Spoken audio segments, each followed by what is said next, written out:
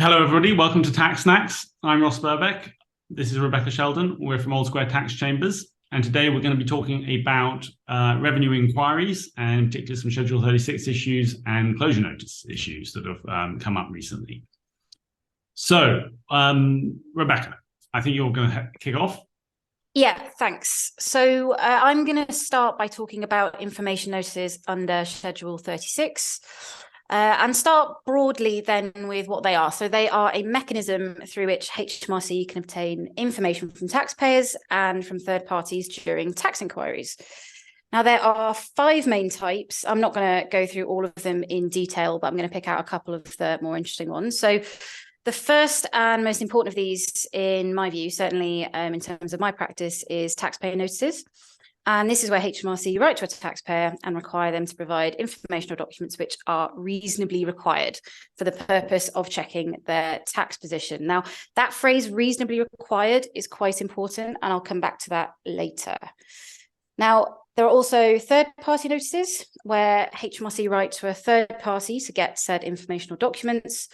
And then there are financial institution notices. And this is where said notice is sent to, as you might expect, a financial institution. Now, these are quite interesting in that they have the potential to be quite invasive, but there are a number of safeguards which are built in.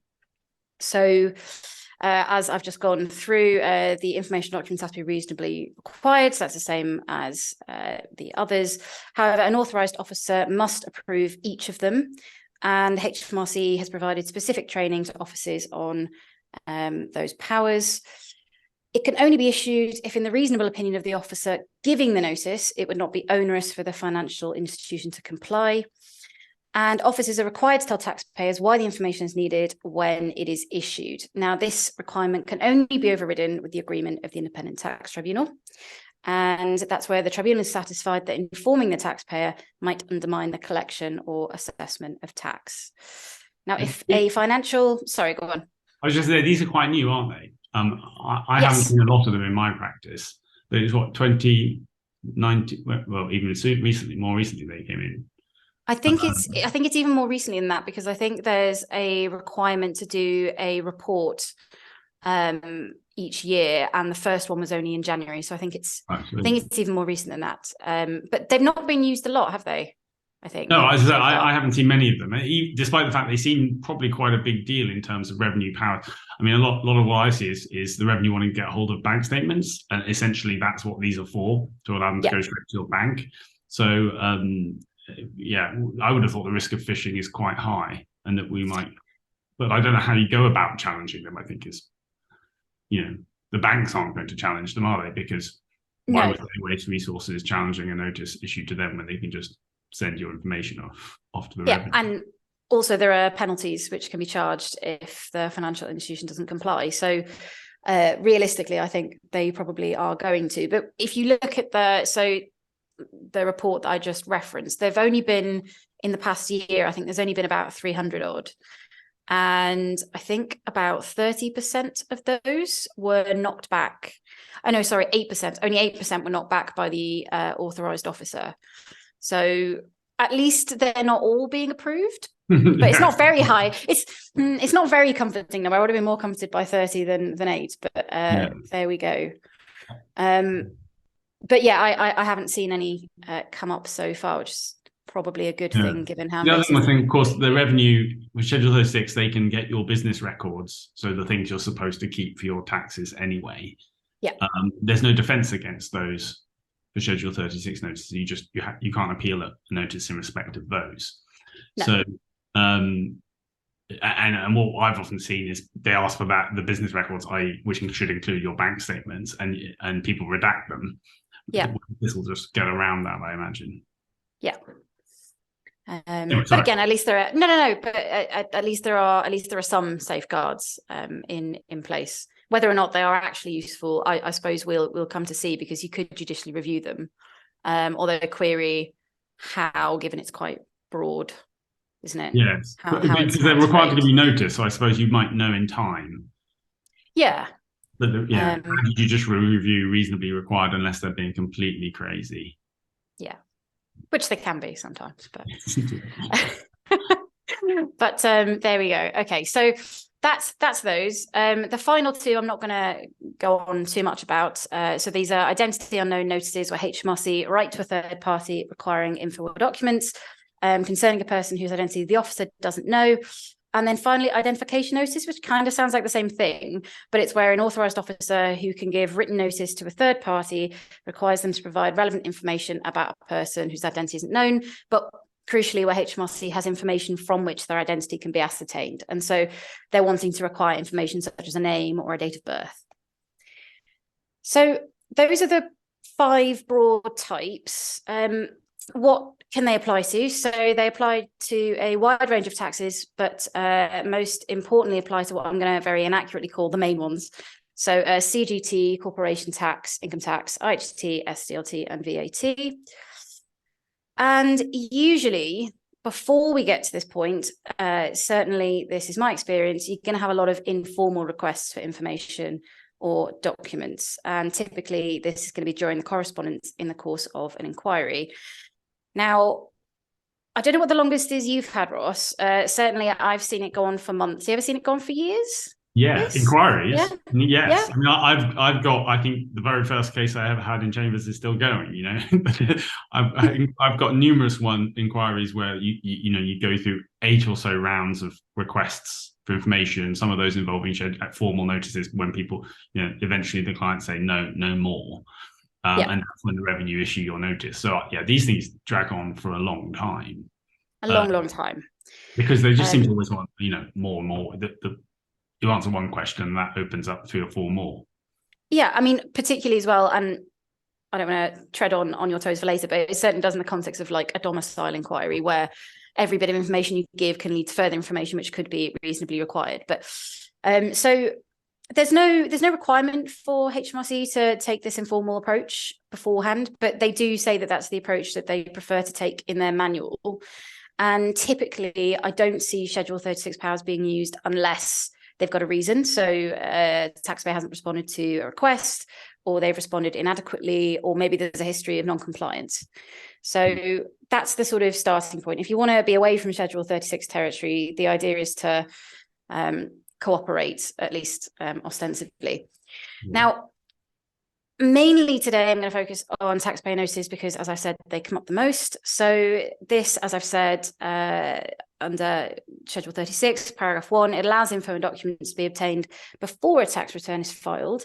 But if it's already been filed, then a notice cannot be issued unless the officer has reason to suspect that an amount has not been assessed or is insufficient or relief is or may be excessive. Now, what does reason to suspect mean? Well, I'm going to be quite circular here and say it's a reasonably low bar, similar to that for a discovery. And there must, however, not only be a suspicion, but it also must be an objectively reasonable one. And that was set out in Perring recently. So what can't be requested?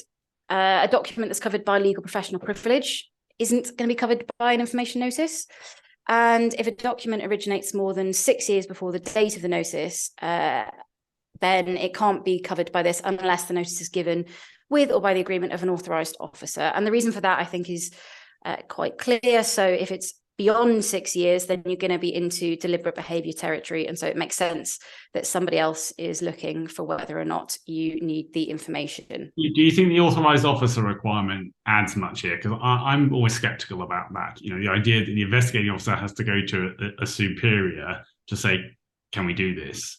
I mean, it's kind of similar to me. It kind of reminds me of the review process in that you never actually see it change a decision, but it is at least theoretically a safeguard. And sometimes I've only seen a review actually change the decision once.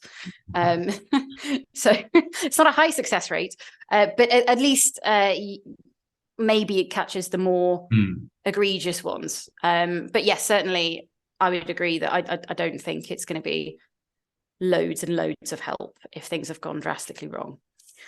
We're being very pessimistic in this one, Ross. Sorry. As I said, I've got a lot of long-running inquiries where No, I know you've been hurt by this. Okay, so the big carve out then, as I referred to earlier, is whether the information or documents are reasonably required for the relevant purpose. What does that mean? So it doesn't mean the HMRC have to have evidence that a document will definitely affect the person's tax position. However, the tribunal have acknowledged that there may be a point at which requests become excessive. And I'm just going to quote Ross there. The FTT has been quite critical of really broad information requests and calls them fishing expeditions. And there's some cases on this. So there's Jenner and HMRC, but then there's also the recent case of Hitchens, which came out a couple of weeks ago. And this is quite an interesting case for these purposes, because during the course of the inquiry, HMRC issued no less than 6 information notices in respect of one of the taxpayers' returns. And all of these notices were either subsequently withdrawn or successfully appealed. And whilst I don't plan to read out swathes and swathes of case law, I think what was said at paragraph 60 was quite helpful. So I find that HMRC's inquiries have been conducted to a point where it's reasonable for officer roles to make an informed judgment of the matter, even though every line of inquiry may not have been pursued to the end. And whilst HMRC have not received answers to all of their questions, I consider that the outstanding questions relating to the 40 million do not have a reasonable basis and amount to a fishing expedition. There was considerable evidence and submissions on whether HMRC had unreasonably protected their inquiries. These inquiries were first opened in 2014, over 8 years ago, and these inquiries have gone on for far too long. So it's quite a good example of how things can go wrong and how inquiries can go on and on and on and on. It's interesting you say about a number of them were withdrawn in Hitchens, because, I mean, I've seen quite often an information notice that asks for a whole bunch of information, and actually you resist it. You say, well, here's most of the information, but some of it we disagree with. And actually often Revenue will then withdraw the notice, even though you haven't fully complied with it, because you can convince them that it's enough. Yeah. So you do sometimes see that, these notices being withdrawn. Or you appeal them and then you negotiate and you agree to provide most of what they want, and then they withdraw. Yeah. Yeah. I think I've more often seen them withdrawn than successfully appealed, actually. I don't know what that says about me. Yeah, I think that goes to the Revenue's general practice of withdrawing before they lose. Yes. Which they remain quite good at. Yes, they do. That's the Revenue for you. So not that they're anti-revenue, particularly. Definitely not. Although the final bit I just wanted to touch on then for that particular point was, although there's conflicting authority on this and it's all FTT, the better view, I think, following pairing, is that HMRC have the burden of proof for showing that conditions have been met. And I think this makes sense from a common sense perspective. It's HMRC who has the power, so it really should be them showing that they have met all of the requirements. So to finish in completely the wrong order by actually putting everything that I've just said into its wider context, the whole point of an information notice and contesting them is to bring a HMRC inquiry to a close. And so Ross is now going to take over and explain a little bit more about that. Yeah, so closure is interesting because obviously Hitchens, the case you just referred, which was a lot about Schedule 36, was actually an application for closure. And I think that's, often you'll find yourself fighting information notices at the same time as applying for closure, because the motivations for doing both are basically the same. Closure, take a step back, is the process by which an HMRC inquiry comes to an end. And obviously that's in the context of a formal inquiry that's been opened under the inquiry provisions. You don't have quite the same thing in relation to a discovery assessment, where there might be an ongoing inquiry, but it's within the 4-year period, and you can't get closure in that sense. You just have to wait for the time limit to run out. But there's no limit to how long an inquiry can go on for. But once an inquiry has been opened, it can run forever. And the protection taxpayers have against that is the ability to apply for a closure notice, which is a direction by the tribunal that HMRC must close the inquiry within a set period of time. Right. When would a tribunal use its power to do that? Well, what sort of considerations? The test is it reasonable for HMRC to keep the inquiry open? So again, it's a reasonable test, much like the Schedule 36 one. And often, they're asking for information and you're saying close the inquiry. And the question is, if the information required is reasonable for the purpose of the information notice, then it's probably not going to be reasonable. It's reasonable not to close the inquiry. Whereas if it's not reasonable to require the information, it's going to be not reasonable to keep the inquiry open because they've got no more inquiring to do. So you often find those things going hand in hand. I think the first point, though, is, of course, why would you want closure? Because, what happens at closure is the taxpayer gets a bill. Normally, yes, and so it's often something like, so in my practice, that you see taxpayers are very happy to let the inquiry roll on because it means they don't have to pay whatever they might end up having to pay, and they don't have to sum up the costs of fighting the closure notice and taking the matter to appeal. Yep. So what instead sort of applications for closure normally happen, again, in context with fishing expeditions and very long-running, very intrusive HMRC inquiries and investigations. Often where, if taxpayers especially have sort of complex offshore interests, for example, that the revenue inquiry into a domestic situation, taxpayers are kind of nervous of opening up too much of their financial background for the, which who knows what HMRC might think they see or want to inquire into there. And that's why you get these very long running inquiries, because they ask a simple question and that prompts another one and another one. So yeah, questions of domicile, questions of residence, questions of there's some big open-ended questions, trading, etc. Often provoke that kind of response. So there comes a point when taxpayers say enough is enough. I've spent a lot of money in fees, and that's it does rack up a lot of money in fees and a lot of time and stress in an inquiry. I mean, sometimes the motivation is fees. Sometimes it's just people saying, this has been going on for 5 years. I just don't want the uncertainty anymore. I want an answer. Yeah, and that brings people to say, okay, well, let's apply for closure. The process is quite simple. You just apply to the tribunal saying, can we have closure? And the revenue have to show they've got a good reason for not giving it to you, essentially. So the burden is on them, but it's being a reasonableness test. It's again, not the highest, barrier for them to overcome. They've really just got to show that there's relevant questions they don't yet know the answer to, that have a bearing on the tax they're investigating. And also that they've got a chance of getting them. So you can defend them by basically saying, look, these are the questions. I mean, you can justify your application for closure, not defend them. You can justify your application for closure by saying, look, this is what you're looking into. This is the information I provided. It's enough to answer the question. We disagree on these specific issues, but you've told us what you think about them. There's no more arguing to be done, and there's no more information to give you. So make a decision, and if we don't like it, we'll appeal it. And that's generally the structure of an application for closure. And I think it's worth noting that because the burden's on the revenue, it's actually quite useful in the context of an inquiry for applying a bit of pressure on the officer who's running the inquiry, because it's one of those few instances where you can say to HMRC, I'm going to make you justify your behaviour. So if you've got an inquiry running for 3 or 4 years, it's a bit long, really. There are situations where an inquiry can sensibly be that long. In your experience, has that kind of approach worked? Pressing an officer, making them feel like they have to justify? That's good. Yeah, I think often it's just they'll just decide an issue and move on to the next one. In a domicile, they'll just decide your domicile and then move on to quantum and issue you with more information requests. It doesn't necessarily always get them off your back, or certainly doesn't get them to close the inquiry. But I mean, it doesn't get them to give admit you're right. But I think it does apply some pressure and does make them think more carefully about their case. As I said before, the revenue don't like losing in the tribunal, and they don't want. I think officers also don't like a badly managed inquiry to be splashed across the pages of a tax tribunal judgment.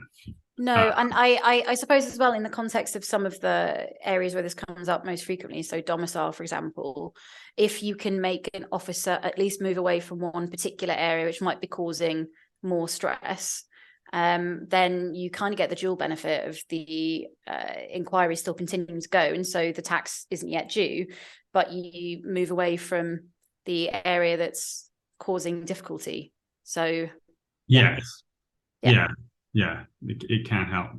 With the risk is then you have to actually issue proceedings, which is a cost. But it's worth. I think I find it's worth making the revenue officer know that you're aware that you can apply for a closure and that there are grounds for doing it, and that you're contemplating the point, because I think it does focus minds. And which brings me sort of to the next part of this, which is partial closure notices. So this is a new regime. Newish now, 2017, Finance Act 2017 brought in the partial closure notice system. And this was essentially just taking the existing closure notice system and all the rules and saying, well, there's also a thing called a partial closure notice, which allows you to close any matter under inquiry. So if the revenue have decided a matter, they can issue a partial closure notice in respect of that matter, and that finalizes that matter and allows them to tax you on the basis of it. But specifically brought in for a situation where you've got, two areas of tax under dispute. The revenue decide one, but the other, they need to stay behind some case off to the Court of Appeal, and it's going to take 8 years. They want to collect that tax whilst they carry on fighting the other one, so they can issue for you with a partial closure notice, then tax is due. This sounded like quite a promising thing for taxpayers. How's that gone? How's it did. Gone, Ross? I mean, the whole point was flex, and the consultation was all about getting flexibility in the process.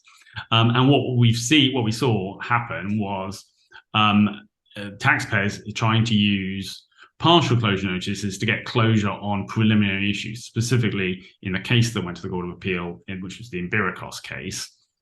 Closure notice they wanted partial closure notice on the question of domicile. So the situation was revenue had been inquiring into domicile for 5 years. They had decided that the taxpayer was domiciled in the UK, and now they wanted to know how much money he had offshore, so that they could give him a bill. Taxpayer said, hang on a second, I don't accept I'm domiciled in the UK, I want to fight that. Now there's a process where the revenue can agree to refer a preliminary issue to the tribunal during an inquiry, the 28ZA process. I've asked for a number of times, never got it. I'll keep trying, because it seems like a really useful tool, but you need agreement from the revenue to take a matter to the court during the inquiry, or to the tribunal during an inquiry. The partial closure notice looked like a way to do this if it was unreasonable for HMRC not to. The argument in Birkbeck was you should decide domicile and issue a partial closure notice on it. And that's the reasonable thing to do, because then we can fight domicile in the tribunal, which everyone knew we were going to do, without having to spend loads of money accounting for offshore income and gains from the relevant years. When that's not going to be a fight, there's no reason to think we're going to have an issue about that. Right. Anyway, so this was, and it's long story short, the taxpayer lost. And the end result is essentially you can only have a partial closure notice in respect of the amount of tax that's due, i.e. two distinct loads of tax. And the revenue want to collect this one, not this one. You can't do it for preliminary issues. I see. Now, potentially a way around that, of course, you could just go like, here's a bank account with £1 in it. We'll decide whether I have to pay tax on that bank account. I wouldn't try it in a domicile case, certainly, because the tribunals there's been a lot of litigation on this, and the tribunals are very clear that they don't, at the moment, seem to think domicile should be a preliminary issue at all. Mr. Embiricos actually fought that point after he lost on the partial closure notice thing, and again the tribunal said no, let's do it all together. But in different circumstances that might be a good tactic. We'll see. So that's where we are with Embiricos. And partial closure notice. I mean, the other way you can look at preliminary issues, of course, actually is in the context of the Schedule 36 appeal. We've seen this done. So taxpayers saying, well, the reason you don't need the information is because that issue can be decided now, and it's decided in my favour. And if that issue is in my favour, you don't need the information. That's been successful once. It's been not successful once. It's quite a risky strategy, of course, because there's no appeal against a decision on a Schedule 36 notice. And you'd have to be really sure, wouldn't you? Yeah. Yeah. Might be worth it if the issue was one purely of fact, in which you wouldn't be able to appeal anyway. Yeah. But if there's any question of law in there, and in fact, that's one of the decisions we saw was someone put this on in a Schedule 36 appeal, lost, and then of course that was the end of that. Yes. So anyway, we'll see. The game continues. Well, I think that's us, isn't it, Rebecca? Yeah, I don't think there's anything else. Thanks for listening to us chat on. Yeah. We'll see you next time. Thanks, everyone.